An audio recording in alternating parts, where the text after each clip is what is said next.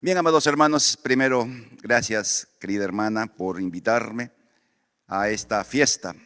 Y cada aniversario es momento o tiempo para pensar, para ver tanto el pasado, el presente, como el futuro. En cada año en que la IBE Callao ha celebrado su aniversario, hemos siempre hecho un recordar de lo que Dios nos ha permitido, de dónde Dios nos sacó, a dónde Dios nos ha puesto, y soñamos a dónde Dios nos ha de llevar. Cuando la pastora me invitó, y dije, Señor, ¿y qué cosa quisieras que yo predique, que enseñe? Yo no predico tanto, yo enseño. ¿Qué cosa quieres que enseñe a esta amada iglesia? Y puso en mi corazón esta palabra: despertémonos. No es que te he dormido, ¿no? Porque hay que despertarnos de un sueño cuando en la mañana suena el despertador y usted lo apaga, y quien vive a su lado dice, oye, despierta, tienes que ir a trabajar. ¿No? ¿Cuántos hemos pasado eso? Sí. O sea, no soy el único. Pero la idea es despertarse de la situación en que estamos, asumiendo que es nuestro techo. Porque a veces llegamos a una posición, llegamos a un nivel y pensamos, lo logré.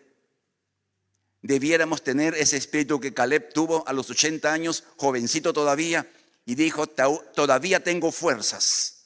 Le pidió un monte que no era un asunto fácil. Uno lo lee y parece algo fácil. Era algo complicado porque ahí vivían enemigos, y a los 80 años comenzó a hacer aquello que supuestamente a esa edad debía estar incapacitado. Así que cuando hablamos de despertarnos, quisiéramos nosotros, deseo compartir con ustedes algo que Dios quiere que ustedes sepan. Yo tengo un modelo de enseñanza, y así que me van a seguir, porque no les queda otra también, ¿no? Veamos el principio. ¿Qué es un principio? Un principio es una ley. Y así como usted tira algo al techo, ¿qué es lo que ocurre? Se cae. No hay nada. Usted puede orar, ayunar, reprender, echar aceite de unción, lo que fuera, y él se va a caer de todas maneras. Porque es una ley. Los principios son leyes. Y cuando los principios están basados en la palabra, son leyes de estricto cumplimiento. Miren, vivimos en un mundo caótico y confundido, donde la única respuesta válida es la actividad propia de cada iglesia local. La Biblia nos enseña en 1 Pedro 4:7, en la versión Nueva Traducción Viviente, el fin se acerca. Hace casi 2000 años, el apóstol Pedro dijo, el fin se acerca. Ahora, si hace 2000 años el fin, tenemos que tener las maletas listas, que allá debemos estar preparados para ese encuentro maravilloso. Y Pedro sigue diciendo, sean serios y disciplinados. Oiga, dos cosas. Ser serios no significa que tener la cara todo como molesto, enojado, sino saber cuál es nuestra posición para avanzar. Pero me encanta más la segunda palabra. Parece que Pedro escribió a los peruanos. No, porque una característica del peruano, de nosotros los peruanos, es la indisciplina. ¿A qué hora comienza la fiesta? A las 7. Voy a ir a las 8 porque total. Hoy día me sorprendió verlos a casi todos temprano. Es el olor del café que atrae, ¿eh? Pero está bien, está bien. Yo peleo, yo digo a la iglesia, hermanos, ofrenden puntualidad. Eso hacemos cuando hacemos las cosas bien. Ofrendamos puntualidad. Entonces, en medio de este mundo, nosotros somos llamados a ser serios y a la vez disciplinados. Aunque Pedro habla de las oraciones, abarca de hecho todos los demás aspectos de la vida cristiana. Ahora, sigamos avanzando, por favor. ¿Qué pasó aquí? Déjeme un momentito, yo sufro con la máquina. ¿Cuántos hermanos veteranos sufren con las máquinas? ¿Sí? ¿También usted sufre? Vamos, avancemos. Para dar respuesta adecuada necesitamos evaluarnos como iglesia para dirigir nuestra actividad a lo que Dios desea.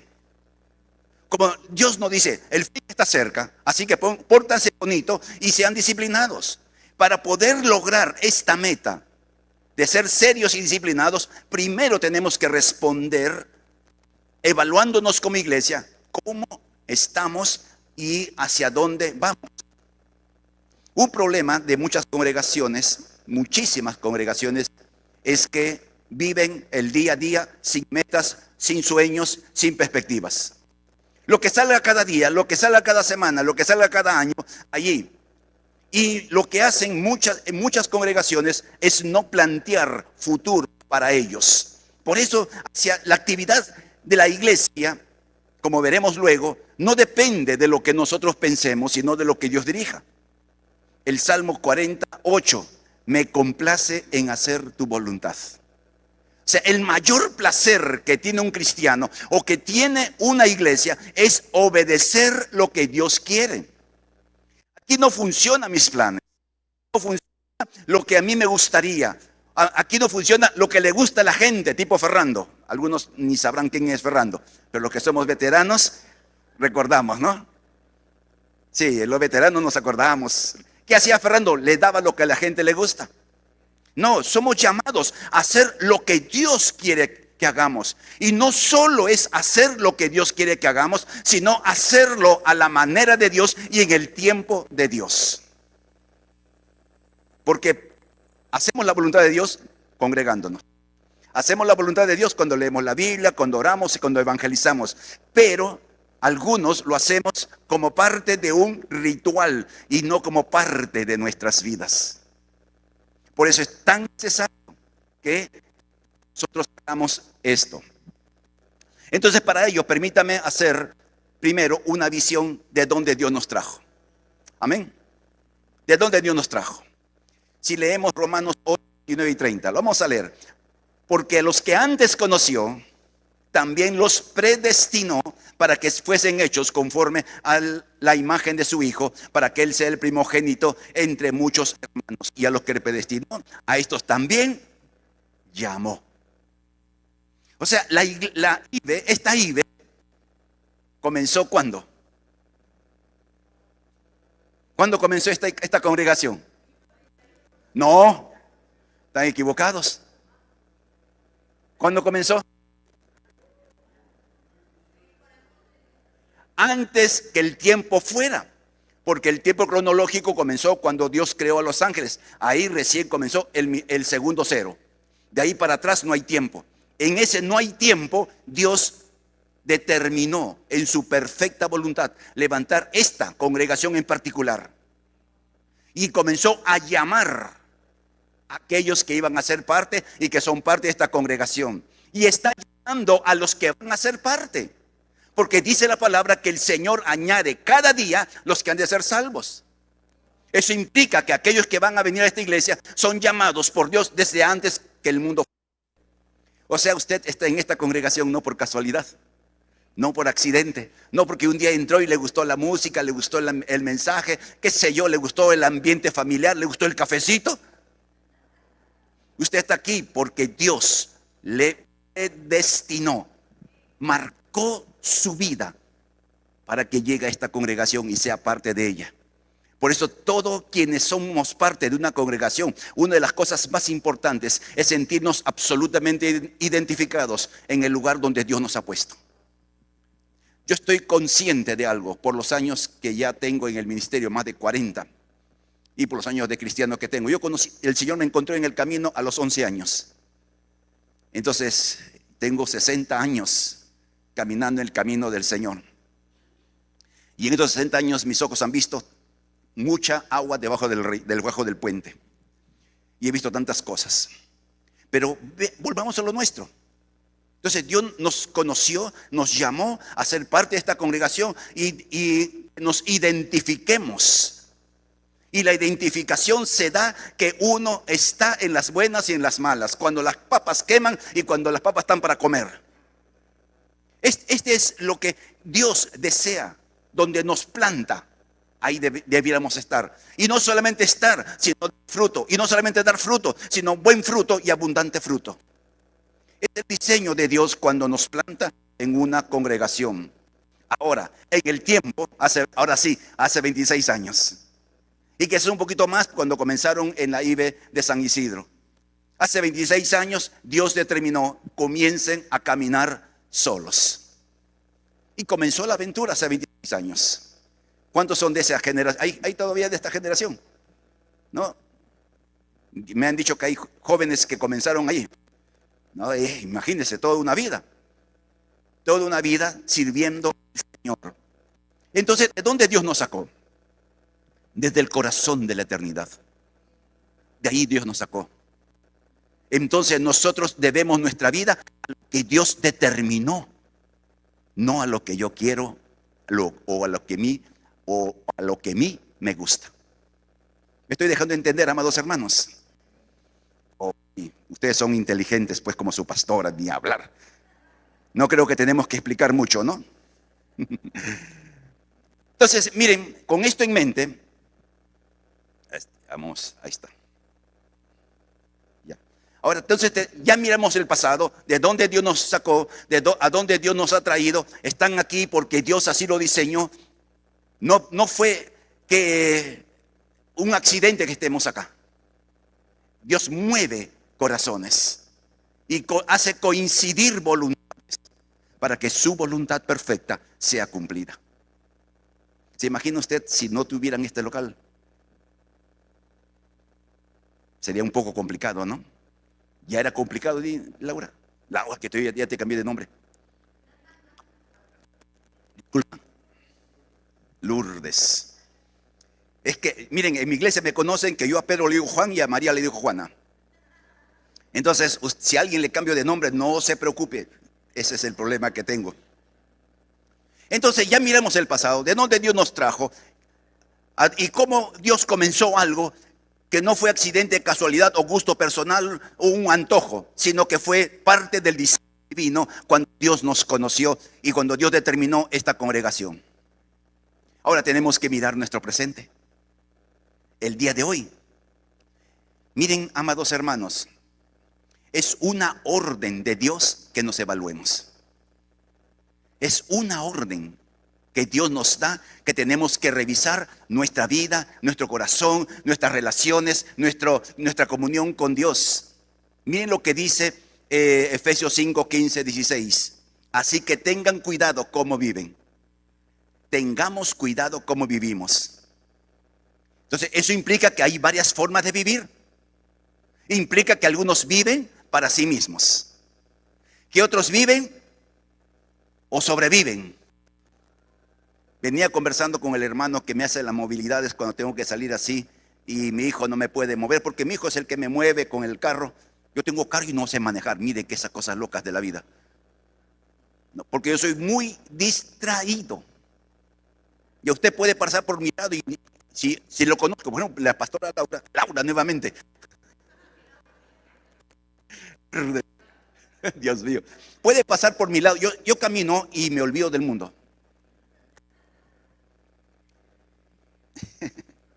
El hermano que me hace las movilidades, venía conversando y me contaba de una experiencia que él ha tenido con Dios.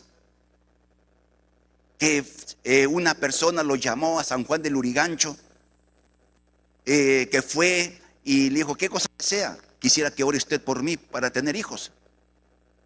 Imagínese, es un creyente, un miembro de la iglesia, es un evangelista bien apasionado. Y el hermano fue.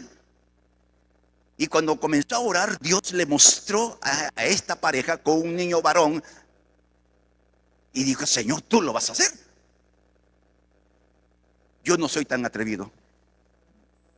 Yo tengo fe que Dios puede dar hijos. Pero sí, Dios te va a dar un hijo, así de frente. Y Dios le dio un hijo a esta pareja. Ahora miren, amados hermanos, ¿a qué viene todo esto? Es que él, producto de esa experiencia, se dio cuenta lo que Dios le había dado. la capacidad de ver en el mundo espiritual y en función de lo que veía en el mundo espiritual, orar con dirección. Entonces, y eso es lo que debiéramos hacer, evaluarnos. O sea, podemos vivir para otros, podemos vivir para nosotros, podemos vivir como nos dé la gana, pero cuando nos dicen que tengan cuidado, significa que hay un modo que tenemos que vivir. No como necios. ¿Quién es un necio? ¿Qué cosa es un necio? ¿Algún voluntario? Un terco, sí, ¿no? Un oblitas. Así, ¿no? El necio es la persona que hace cosas sin tener claro lo que está haciendo.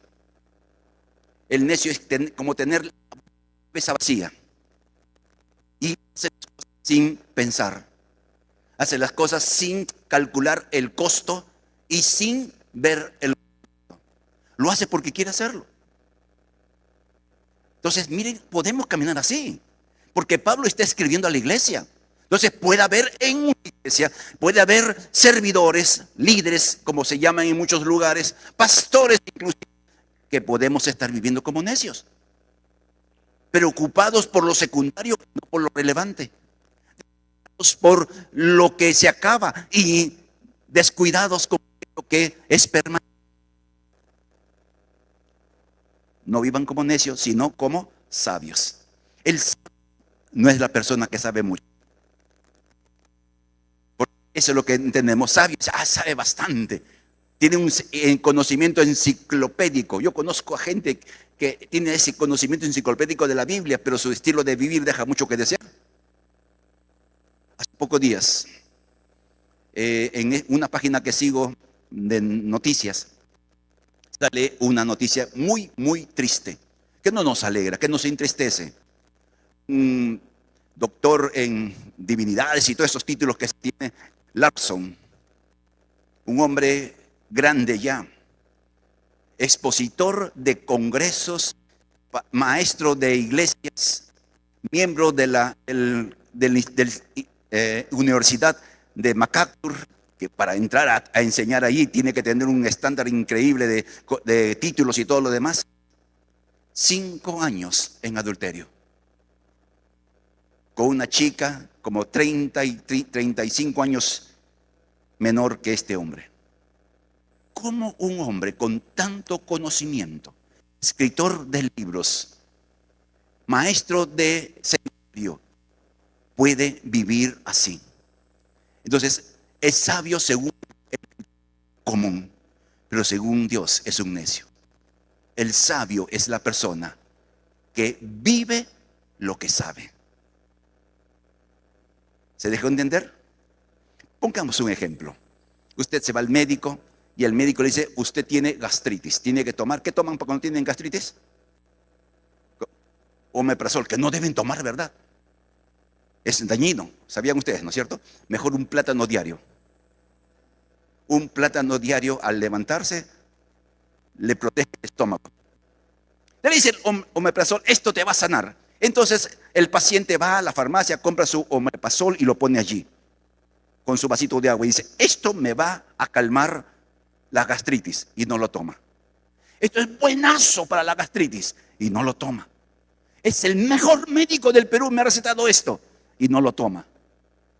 Sabe, es sabio, pero necio. Ya está claro, ¿no es cierto? Y ustedes están en el segundo nivel, sabios. Uno. Uy, ¿qué es esto? Es que se han quedado y dicen, no, yo soy muy humilde, ¿no? Luego dice el siguiente versículo, saca el mayor provecho de cada oportunidad que se les presenta en estos días malos. Saquen oportunidad. En otras palabras, aprovechemos cada día, cada momento. ¿Eso qué nos enseña, amados hermanos? Veamos algunas cosas. ¿Qué metas logramos alcanzar en los años que ha pasado? ¿Qué es lo que como iglesia local, como pastora, como servidores, como creyentes han podido alcanzar en estos años? Porque tenemos que mirar para atrás, porque eso es el insumo para pensar para adelante. Ese es el insumo necesario para que nosotros podamos crear una plataforma que nos permita dar un salto cualitativo. Lo segundo, ¿cuál fue la clave del éxito que tuve ayer? Cuando le preguntamos a un chico, en la iglesia que pastoreamos hay varios chicos que están ingresados a la universidad y tenemos chicos que no. Entonces en una reunión, ahí están todos los muchachos y le digo a uno, Jesús se llama, o no, su nombre es otro nombre, pero dice Jesús porque su nombre dice que no le gusta. Jesús, ven acá. ¿Cómo has logrado ingresar a la universidad? Disciplina. Explícate. Yo me sentaba a estudiar, apagaba celular y solamente me dedicaba a estudiar. 4 horas diarias. Y es muchacho, 18 años. Entonces, ahora es un buen estudiante de su programa, porque él ha entendido qué cosa es ser sabio, hacer aquello que sabe. Entonces, no sé qué tiene esta máquina, hoy está media rebelde. ¿Alguien tiene aceite de unción? Ay, Dios mío. Entonces, ¿por qué lograste el éxito? Este chico logró porque era disciplinado. Ese chico ingresó a la universidad en un buen puesto porque disciplinó su vida, determinó no distraerse, determinó mirar hacia dónde quería llegar y eso fue el enfoque y lo que determinó que logre su sueño. Entonces, ¿cómo lograron lo que Dios les ha dado? Algunas cosas vienen por gracia de Dios, de hecho, amados hermanos, por gracia, pero otras cosas vienen producto del trabajo y el esfuerzo. ¿Por qué han logrado metas? Esto de Chincha, por ejemplo, a mí me encanta desde que conozco a Lourdes. Desde que conozco a Lourdes con su sueño de ir a Chincha. ¿Y cómo lo ha logrado? ¿Cómo han podido cada año hacer esto? El Señor, pero no, ha tenido que trabajar, ha tenido que tocar puertas, ha tenido que hablar, etcétera. Aprovechando bien el tiempo. Esa es la clave. Aprovechando las oportunidades. No, ¿qué necesitas? Uy, la puerta abierta. Así es, ¿no? Pero también tenemos que preguntarnos por qué no hemos logrado otras metas. Y tenemos que ser honestos. No echarle la culpa al diablo. Usted sabe que hay un dicho que el diablo llora en las puertas de la iglesia queriendo hacer todo lo que le echan la culpa.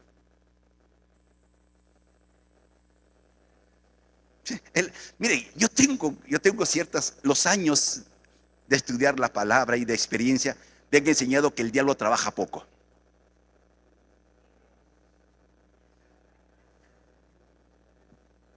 ¿Sabe lo que hace el diablo? La Biblia le enseña en Mateo 13, en la parábola de la llamada el sembrador, que no se debe llamar así, por cierto. ¿Qué hace? Sencillamente pone problemas, sencillamente pone amor a las riquezas, pone dificultades y problemas, y punto, ya, ahí lo deja. Nos deja con un problema, cansarse, va de vacaciones. Los problemas trabajan en nuestro corazón y nos apartan del Señor. El amor a las riquezas hacen que la palabra sea infructuosa. Eso es lo que hace Satanás. Pues bien interesante formas. Entonces, frente a todo esto, frente a esa evaluación que debiéramos hacernos, así con claridad, surge el compromiso de vida. Un compromiso. Usted, como parte de esta iglesia, creyendo que Dios desde la eternidad lo destinó para esta iglesia. ¿Usted lo cree? Bueno, no importa, a los que no creen, así ha sido. Porque miren, ustedes no tienen que creer lo que Dios ya ha hecho. Porque Dios lo ha hecho, si no estuvieran acá. Estuvieran viendo qué cosa. ¿Qué cosa hoy día en la tarde? En la televisión, bueno, no importa, películas. Pero está aquí. O sea, así usted no crea, así usted lo ignore, usted está aquí porque Dios lo designó para esta casa, para este tiempo. Es que es bueno ver esto, queridos hermanos, a tener un compromiso, en este caso con la iglesia. ¿Dónde estás? Ya se perdió de nuevo.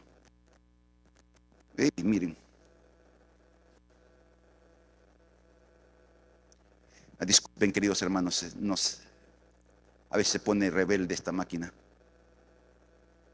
¿Dónde estás? Ya. Dos cosas. Es el compromiso que debemos hacer todos, a nivel personal y a nivel de iglesia. En primer lugar, determinar hacer lo que Dios nos ha llamado a hacer. La gran tarea de Dios es básicamente una, y de esa se desprenden todas. ¿Para qué vino el Hijo del Hombre? Preguntémonos. Marcos 11:45. ¿Para qué vino el Hijo del Hombre? Sí, es exacto. Pero ¿cómo lo ha hecho? Sacrificando. Pero en Marcos 11:45 dice, el Hijo del Hombre vino para buscar.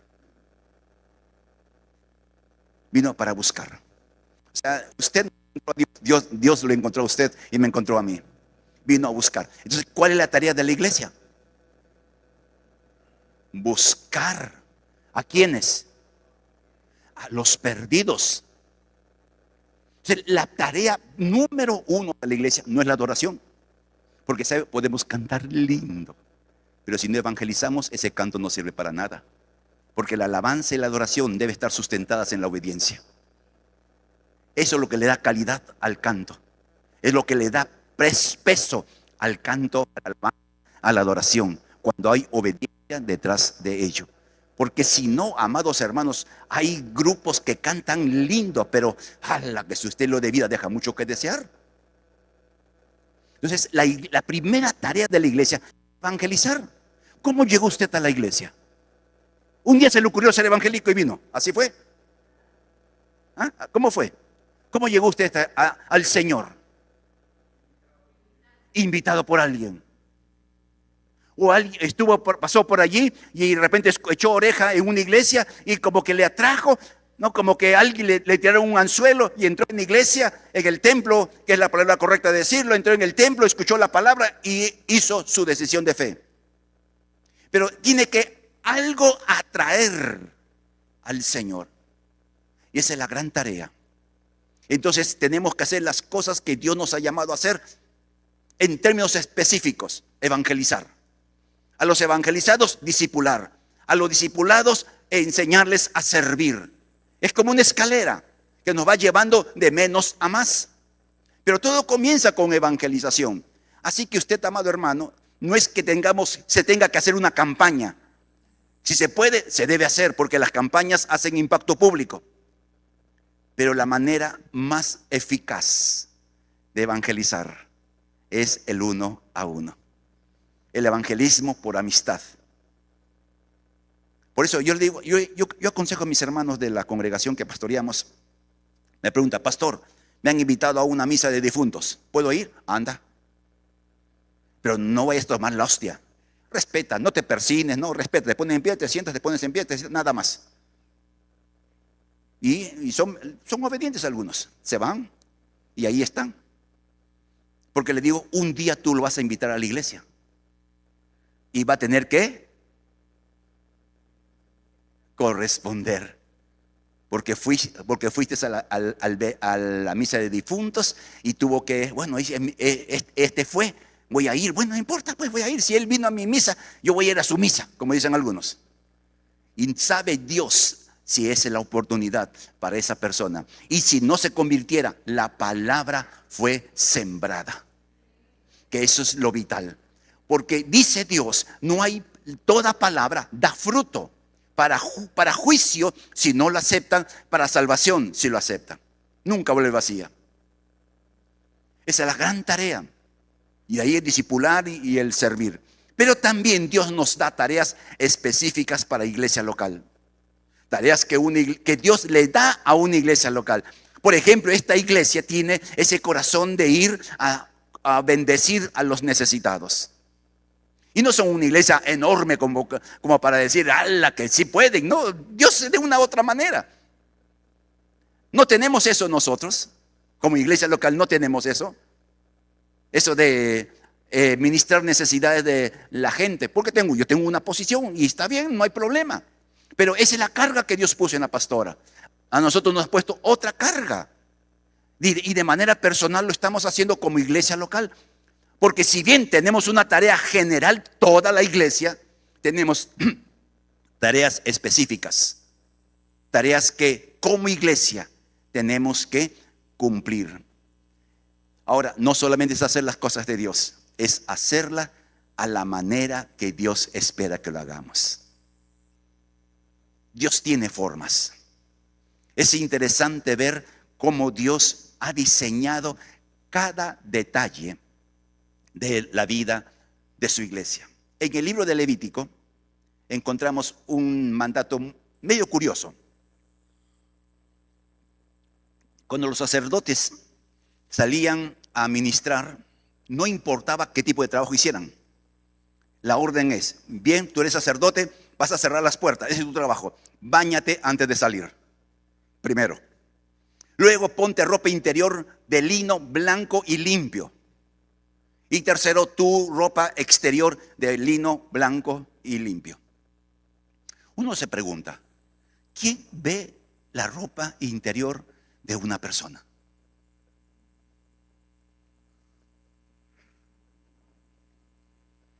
Parece irrelevante, ¿no? ¿No creen ustedes? ¿Qué importa la ropa que uno lleva adentro? Pero fíjense la enseñanza detrás de esto. Las cosas se hacen a la manera de Dios. Porque cada cosa que hacemos tiene un símbolo para Dios. Dios quiere que seamos blancos por dentro, donde nadie ve, y por fuera, donde todos ven. Amén, amados hermanos. No es solo hacer cosas.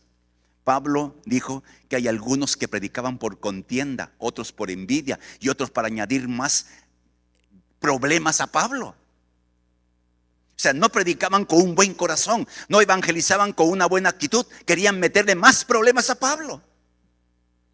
Entonces tenemos que hacer las cosas a la manera de Dios. Amén. Entonces miren, como iglesia local debiéramos tener claro estos pequeños conceptos. Entonces aquí surge la pregunta, ¿qué tenemos que hacer? Sintiéndome parte de esta congregación, porque somos un cuerpo en Cristo Jesús. Vamos a revisar un pasaje conocido de Mateo 16, 17 al 19, y de aquí vamos a sacar unas lecciones de lo que debiéramos hacer. Y lo que voy a plantear en estos momentos es conocimiento que debe determinar nuestra conducta. Porque el conocimiento determina conducta. Cuando el conocimiento se convierte en sabiduría práctica. Pedro esta historia es conocida. Jesús pregunta a sus discípulos, ¿qué dice la gente que soy yo? O sea, hace una encuesta. No, una encuesta a ver cuál es la idea, cuál es la imagen que tienen la gente de Jesús. Que eres profeta, que eres Elías, en fin, tenían diversidad de opiniones, todas equivocadas. Todas equivocadas, porque Dios no se define por lo que la gente piensa, sino por lo que Él revela. Y Pedro se levanta y dice, tú eres el Hijo de Dios, el Mesías, el Señor. Y Pedro dijo, bienaventurado eres Pedro. Yo me imagino que Pedro cuando escuchó eso dice, me están poniendo el premio mayor al mejor estudiante del seminario Jesús. No te lo reveló carne, o sea, tú nunca jamás hubieras llegado a esa conclusión si no fuera por revelación. No te lo reveló carne ni sangre, sino mi Padre que está en los cielos. Esa es una parte muy interesante. Yo también te digo que tú eres Pedro, y sobre esta roca edificaré mi iglesia, y las puertas del Hades no prevalecerán contra ella. Y a ti te daré las llaves del reino de los cielos. Y todo lo que atares en la tierra será atado en los cielos, y todo lo que desatares en la tierra será desatado en los cielos. ¿Qué nos enseña esto? Vamos a ir por partes. Primero, mi iglesia, dice Jesús. Entonces la iglesia no es propiedad de nadie. Por lo tanto, nadie puede decir, a mí me gusta que esta iglesia fuera así, me gusta que debiéramos hacer aquello. No, hay un Señor de la iglesia quien determina qué hacer o qué no hacer, a dónde ir y a dónde no ir. Es el Señor de la iglesia. Y el corazón y el centro de la iglesia no son las actividades que hacemos, es Jesús. La Biblia dice que cuando Jesús es levantado, atrae a la gente. Eso dice la Biblia.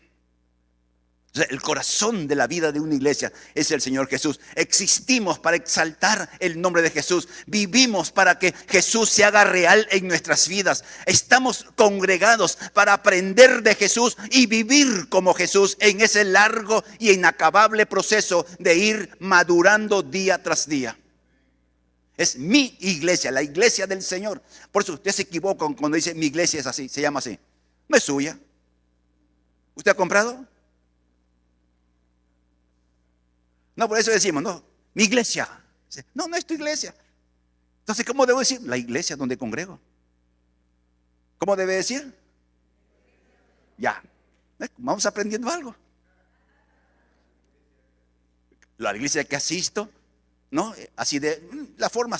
Pero tenemos que entender que si es la iglesia del Señor, no es mi iglesia, entonces yo no puedo determinar qué es lo que se debe hacer, sino el dueño determina.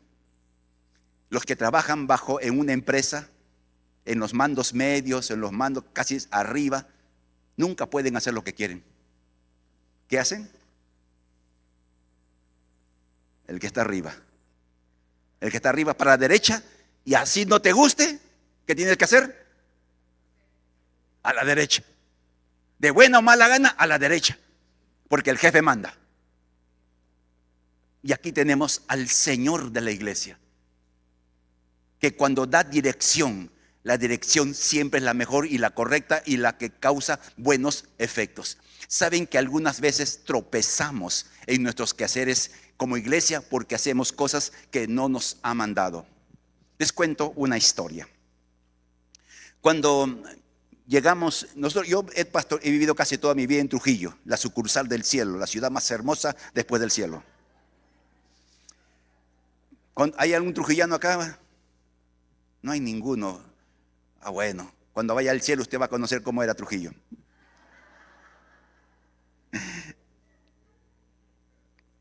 Cuando llegamos de Trujillo, comenzó en mi vida un proceso de aprendizaje. Un largo proceso de aprendizaje que nos costó ir entendiendo algunas verdades tan sencillas como esta. Yo fui a pastorear una iglesia de orden, congregacional, donde las decisiones las tomaba la mayoría. Y teníamos problemas, porque cuando había elecciones, la elección se hacía por simpatía. Sí, el hermano más carismático hay que ponerlo director de jóvenes, y era un bandolero, era un picaflor marca mayor. Pero él es el más carismático, el más pilas, el más todo. Entonces, como es un gobierno congregacional, el pastor no puede hacer lo que quiere, no puede dirigir su propio ministerio. Entonces, un día yo estaba cabezón, ya se acercaban las elecciones, y yo había visto en 1 año y medio que las cosas no funcionaban así. En Trujillo, donde yo pastoreé, yo era encargado de poner la gente en cada ministerio, en la iglesia que comenzamos. O sea, no tenía problemas en esto. Pero no podía hacer esto porque las pautas de la iglesia que pastoreaba eran congregacionales, todo por elección. Y un día me estaba sentado pensando, Señor, ¿qué hago? Y Dios me prendió el foquito. Dios es tan bueno cuando nos quita un poco lo burro que somos. El gobierno congregacional permite que la asamblea delegue su autoridad al pastor. ¡Hala! Aquí está la cosa. No le dije, y yo no fui de frente, sino fui de una forma. Pero el asunto es que la iglesia me dio la autoridad para que yo eligiera a la gente que iba a estar en diversos ministerios. Y ahí estábamos. Y se levantaron los directivos de la iglesia, de la Asamblea de Dios. Yo pastoreaba ahí. Vinieron y acá está el acta. La iglesia, la asamblea general me ha delegado. Y algunos me dijeron, qué buen has hecho, Lucho. Y la iglesia creció, eran 70 personas con las cuales comenzamos. En 6 años eran más de 400 personas, una iglesia congregacional. Mi sueño era quedarme en esa iglesia, pero Dios no quiso. Y esa es otra historia larga. Entonces, es mi iglesia, no se hace lo que yo quiero o lo que a mí me gusta, sino lo que Dios diseña. Tenemos que aprender esta verdad. Por eso la comunión de la iglesia con el Señor, la comunión de los pastores con el Señor, da dirección. En segundo lugar, es iglesia. ¿Qué significa la palabra iglesia? No, aquellos que son llamados para ser parte de. O sea, no escogiste la iglesia. Dios nos llamó, como hemos visto al comienzo, Dios nos llamó para ser parte del cuerpo de Cristo. Dios nos llamó para que formemos una institución de carácter natural, física, que es compuesto por gente, pero profundamente espiritual en sus lazos de unidad. Nos une el lazo del amor de Dios. ¿Sabe? Aquí hay hermanos que antes de ser creyentes eran pecadores con doctorados en pecados, campeones en pecados, ¿no? Así. Y hay otros que no, que como su servidor, a los 11 años comencé mi vida cristiana. Yo era pecador light. Lo que yo recuerdo haber pecado es agarrar de la cartera de mi mamá dinero. Y no sé, yo siempre cuando digo esto, yo no sé qué tienen las mamás de antes, no sé si de ahora, que si tú sacabas un sol, la mamá cogía, falta peso. Ay, mi mamita era tremenda. Yo creo que esa sonrisa dice que usted también hizo lo mismo. Pero miren, convocados por Dios para ser parte de un vínculo que es la vida de Cristo. El creyente que haya sido más pecador antes de ser creyente, y aquel creyente que poco pecó, que era un jovencito o un niño, cuesta lo mismo. Aquí nadie es más importante que nadie. Los pastores somos tan iguales como ustedes. Solo nos diferencia la responsabilidad, nada más. Nada más. Es lo único que nos diferencia. Así que, amados hermanos, la iglesia es esto, un cuerpo, vinculados por el amor, llamados por el Señor. Y por lo tanto, como somos llamados por el Señor, tenemos que obedecer a aquel que nos llamó. En tercer lugar, Jesús dijo, sobre esta roca edificaré mi iglesia. Esa roca es que nos habla de la confesión que Pedro hizo y que se aplica en que la vida de la iglesia, la fe y la conducta, lo que la iglesia debe creer y lo que la iglesia debe hacer, debe estar basado estrictamente en lo que está escrito. Si no está escrito en la palabra, ni se hace ni se practica. Y la revelación es clarísima, clarísima. Me encanta este templo, me encanta, nos podemos ver. Yo veo a todos, y eso que soy corto de vista, yo lo veo al menos sus rostros. Hoy tenemos congregaciones donde tú no sabes quién está a tu lado. Y eso hace, ¿saben ustedes cuál es el problema? Y siempre lo digo donde Dios me permite. El problema es que el centro de la atención de esos cultos es la persona que está parada aquí. Y no el Señor, que es el mayor que el mismo templo. Creamos sin darnos cuenta. Quizás en la inocencia creamos estrellas. Ya sea en música, ya sea en predicación, ya sea en enseñanza. Y la Biblia nos dice que nos congreguemos para animarnos unos a otros. Es interesante todo ello. Bien, sigamos avanzando. 3 cosas más. Edificaré. Miren, qué impactante. Es el Señor que está trabajando a través de los que son parte de la iglesia. Usted es un obrero en las manos del Señor que lo llamó a salvación. Una de las cosas que nos confunde son los términos. Cuando su servidor era muchacho, soltero todavía, un montón de años atrás, Dios me permitió comenzar a predicar a los 13 años. Como los 16, 17 años, yo quería aprender más. Yo tenía mucho deseo de aprender. Y en eso voy a un pastor, el pastor Guamanchumo, en Trujillo, de la iglesia metodista. Y él dictaba cursos. Era un hombre muy respetuoso, respetable y un hombre de Dios. Y yo voy y le digo, hermano, pastor, hermano, en aquellos años decían hermano, yo quiero estudiar. Y me pregunta, ¿por qué quieres estudiar? Entonces me descuadró la pregunta. ¿Por qué quieres estudiar? Porque quiero saber, era mi respuesta. Entonces yo le dije, es que yo creo que tengo un llamamiento. Entonces me dijo, estás equivocado. Me descuadró más. Me dice, mira, llamamiento los tienen todos. No hay persona en la iglesia que no haya sido llamada por el Señor. Lo que tú tienes es una vocación que es diferente. Entonces, amados hermanos, Dios nos ha llamado a todos para salvación. Usted es un llamado por Dios y ha sido salvo al responder a ese llamado. Y una vez que usted respondió a ese llamado, el Señor te puso un cartel acá, grande, en el pecho y en la espalda, para que tú lo leas y para que los que están atrás lo lean. Siervo, esclavo, porque la palabra siervo suena bonita, ¿no?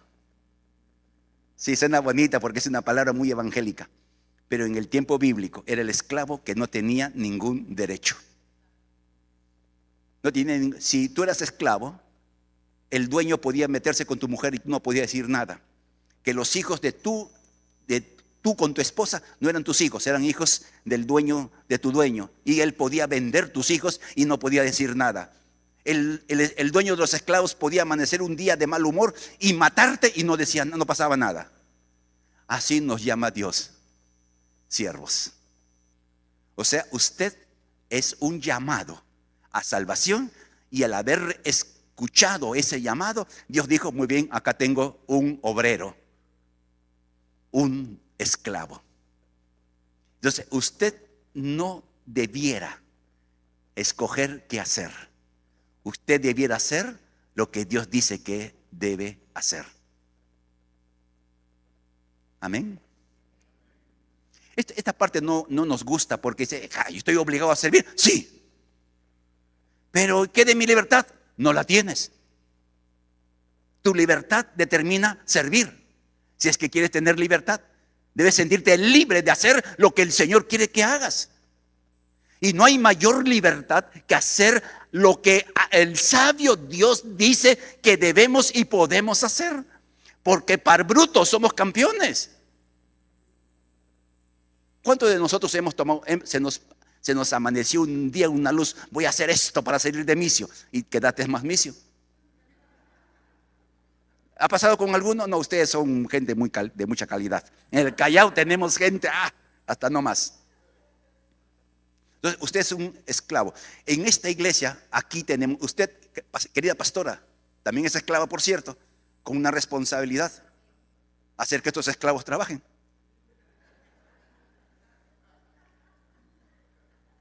Porque si queremos llegar a donde Dios quiere que lleguemos, necesitamos trabajar.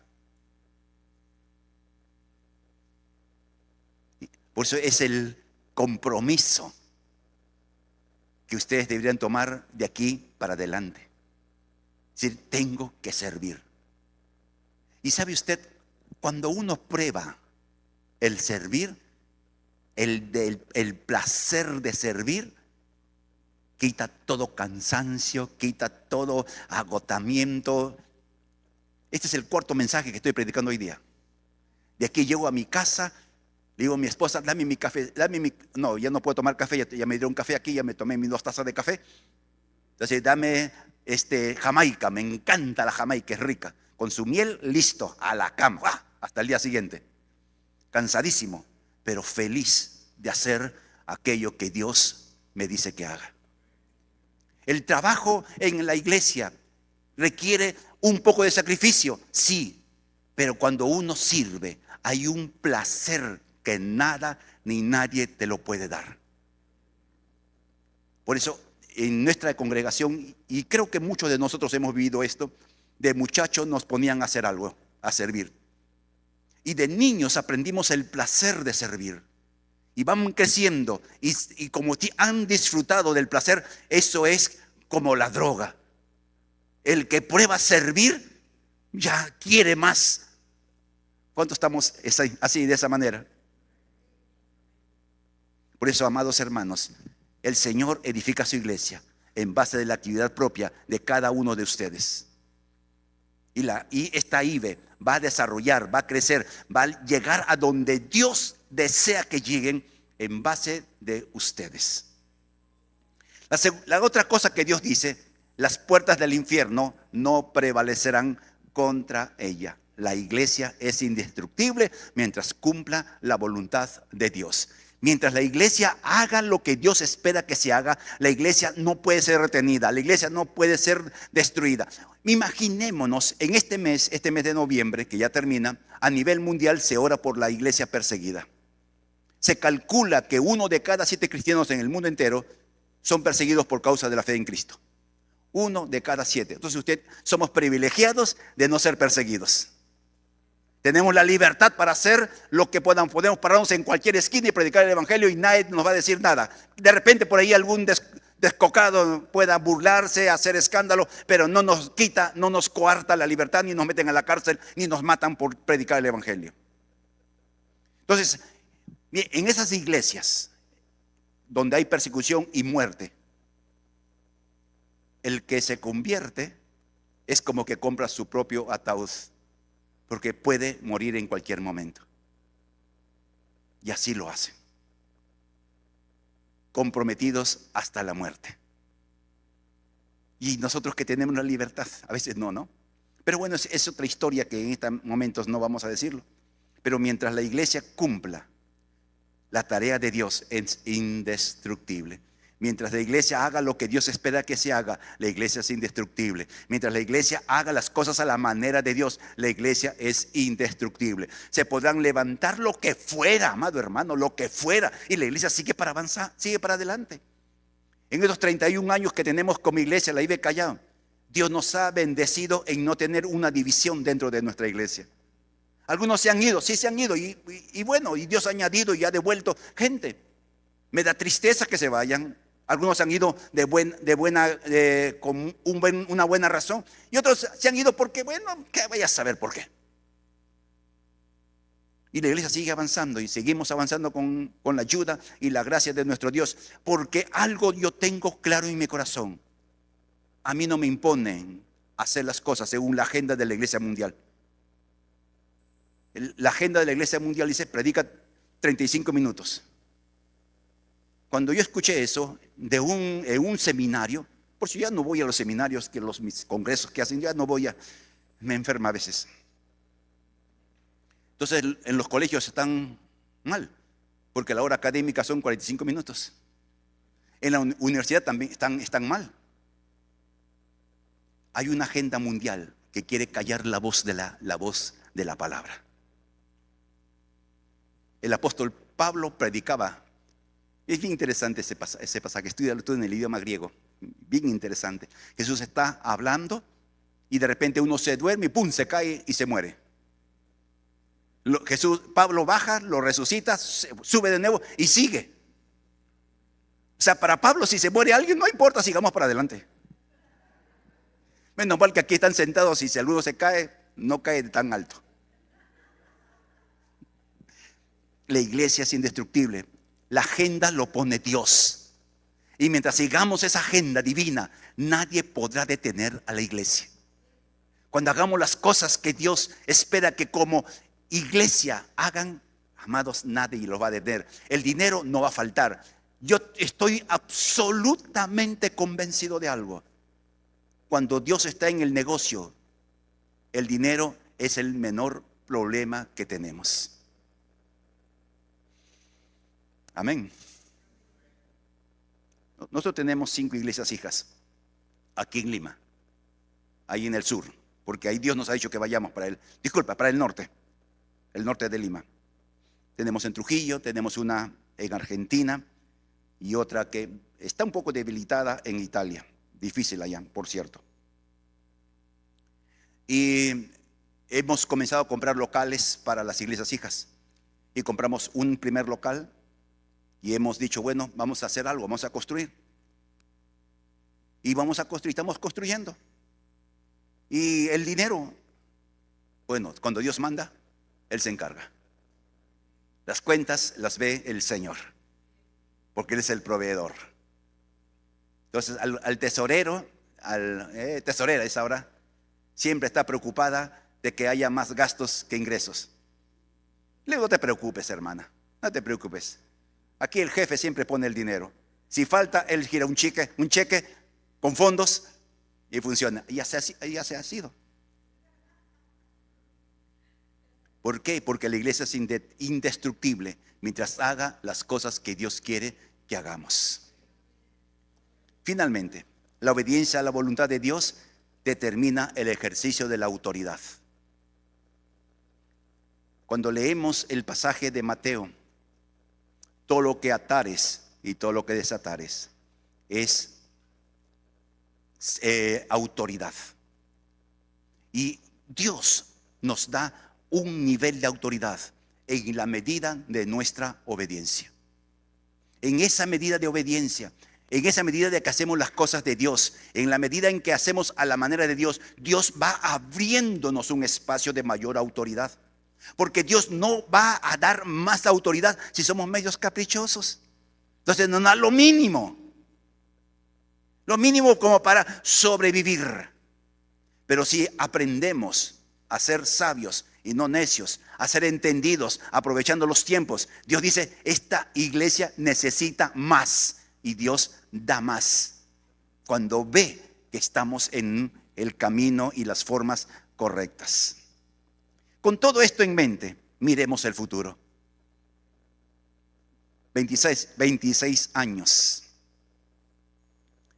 No es poca vida. No, algunos no habían nacido y ya la iglesia estaba funcionando. No, porque hay veo jóvenes de 26 años. No, tú ya tienes más de 26 ya. Ya querías levantar la mano. Un amigo muy querido, nos comprendemos muy bien en las cosas bíblicas, tenemos un espíritu muy similar. Veamos qué dice la Biblia. 1 Tesalonicenses 4:1. Está textualmente: todo lo que hagamos o dejemos de hacer, hacerlo para agradar a quien nos compró al precio de su vida. Mirando para el futuro, ¿qué es lo que tenemos que hacer o dejar de hacer? En lo personal, de repente tenemos que dejar algunas cosas. Los que somos pastores tenemos que renunciar a muchas más cosas de las que ustedes se imaginan. Yo digo que así debiera ser, ¿no? La realidad puede ser distinta quizás. Yo miro poca televisión, por ejemplo. Muy poca televisión. Ya me aburre en la televisión. A veces me siento con mi esposa quiere ver sus doramas. ¡Hala, qué aburrido! A veces una película yo lo estoy viendo al principio y ya me imagino el final. Y cuando yo me imagino el final ya me deja de interesar. Disciplina, queridos, los que son pastores acá, disciplina. Ser pastor es un privilegio más alto. El otro día fui a un evento que me invitaron a enseñar y me presentaron con todos los títulos que uno tiene, ¿no? De las cosas que uno ha logrado o niveles de autoridad que Dios me ha dado. Entonces yo salgo y digo, el mayor título que tengo es ser pastor. Porque estos títulos de presidente de acá, presidente de allá, qué sé yo, son cosas que se quedan aquí. Lo que yo siempre seré es pastor. Y eso es un privilegio. Tenemos que dejar de hacer, los que somos pastores, aquellas cosas que nos están robando vida y no haciendo aquello que nos corresponda. Los servidores, los líderes, y hay líderes aquí posiblemente, los que cantan y todos los que sirven en algún espacio, tienen que dejar de hacer algunas cosas para centrar su atención en lo más importante que usted hace en su vida, que es servir al Señor. Y todos los demás hermanos, igual. Porque no porque no eres líder y eres un asistente, un hermano de esta iglesia que se congrega por tiempos, no significa que no tengas una tarea y una función que hacer. Todo lo que hagamos o dejemos de hacer, hacerlo para agradar a Dios. Que Dios, cuando nos vea servir con un corazón dispuesto, con un corazón servicial, con un corazón entregado a Él, Dios puede decir: este es mi hijo amado, en que yo tengo complacencia. ¿Sabe usted que a Dios no le interesa en absoluto que tantas cosas hagamos? A Dios le interesa la actitud del corazón con que lo hagamos. Así que, amados hermanos, comenzando el año 27 ya, ¿no? Han cumplido 26, comienza el año 27. ¿Qué es lo que ustedes desean hacer? Entonces, yo me imagino que todos deseamos lo mejor para la iglesia. Amén. Pero lo mejor no viene caído del cielo. Lo mejor viene cuando nosotros como iglesia local determinamos hacer lo que nos corresponde, cada uno en su lugar. ¿Cuántos recuerdan los relojes cucú? ¿Recuerdan esos relojes cucú? Sí, ¿no? A los jóvenes, ¿qué es eso? El reloj cucú era un reloj mecánico. Y si tú le quitabas un engrane chiquitito, dejaba de funcionar o no daba la hora a su tiempo. O sea, cada parte de esos relojes eran necesarios para el funcionamiento de todo el reloj. Así la parte más pequeña, más ínfima, tenía un propósito. Entonces, cada parte del reloj cucú servía para que el reloj funcionara como debe funcionar. Y la iglesia local es algo similar. Hay ministerios un poco más visibles, que te los ven, los pastores, los servidores, los que cantan, etcétera, son ministerios visibles. Los ujieres que reciben a las personas son ministerios visibles, útiles, necesarios. Pero también hay ministerios de intercesión, los que oran. Están escondidos por allí o están clamando al Señor antes o durante la semana para que el culto sea un culto donde Dios manifieste su gloria. Y algunos ni siquiera saben quiénes son.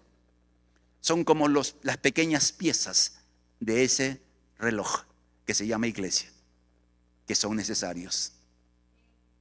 En una iglesia, con esto vamos terminando, una idea que yo creo que no es de Dios, muy común, que dice: nadie es indispensable en la iglesia. Y le hemos tomado como válido, pero no es cierta. Todos somos, como hijos de Dios, todos somos para Dios importantes. Todos somos para Dios valiosos. Y todos somos para Dios importantes. Usted tiene, los que tenemos, yo tengo 3 hijos. ¿Y a quién debiéramos amar más? En teoría, no en teoría, porque la realidad es otra cosa, ¿ya? La realidad no hablemos de la realidad. Porque en la realidad los hombres, los padres, tenemos una predilección por las niñas. Y las mamás por el niño. No, si usted tiene hijos e hijas, sabe de qué estoy hablando.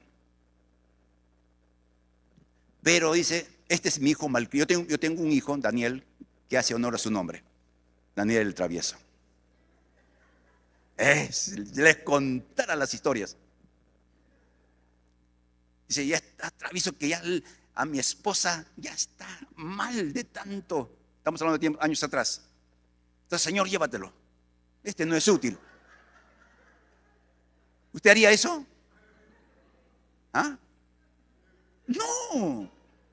Pero si te da problemas, hace renegar a mi esposa, me pone de mal humor a mí, da el mal testimonio a hijo de pastor portándose mal. Sí, nosotros como padres jamás diríamos que un hijo es innecesario.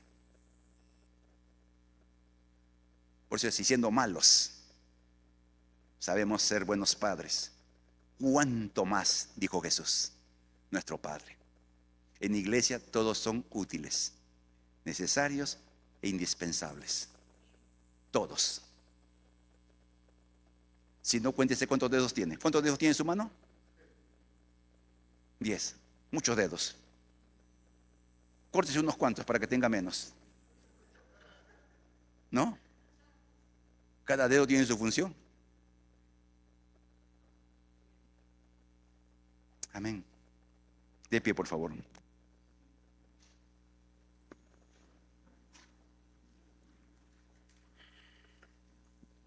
Tenemos que despertar a lo que Dios quiere hacer mañana.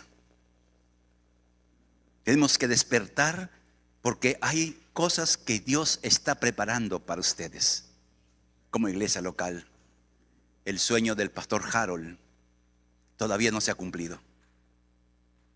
Todavía no se ha cumplido y no significa que caducó. Su partida no significó que el sueño se acabó. Está en un stand-by. ¿Y qué tal si ustedes toman el legado? Que el sueño del pastor Harold se retoma para que se logre alcanzar.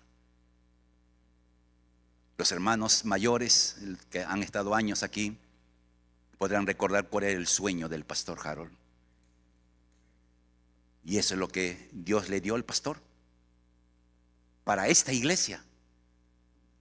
El pastor Harold partió con el Señor, recompensado, y está disfrutando en estos momentos.